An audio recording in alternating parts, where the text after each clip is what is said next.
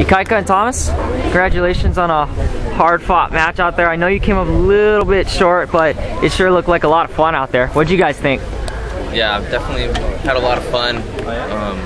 Glad it was a competitive match. You know, we knew it was going to be tough. We knew they were both great players, and you know, we thought we had a good chance. And you know, I think we put ourselves in a good position to win. And just the third set kind of got a little lopsided, but I think we were in it. And you know, it was a lot of fun to be out there.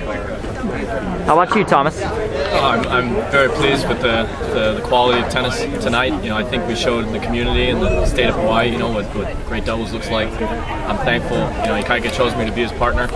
It's pretty much an honor to play with this guy. You know, he's the one who paved the way for everyone in Hawaii. So, you know, I'm happy to be his partner. And I just, you know, if you see any of the video or you came and watched the match, you know that we were the ones out there smiling the most, having the most fun.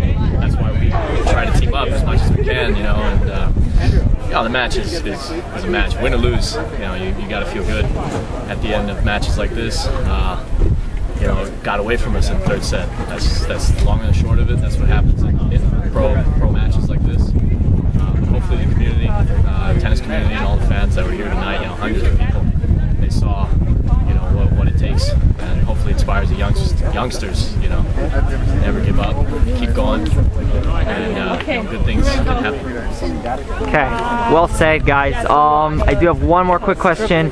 There is one more match to be played tomorrow, and do you guys have the energy for that? We'll worry about it tomorrow. Yeah, the energy will be there. Alrighty, great playing, you guys. Good fight. Hopefully we'll see you next year. All right.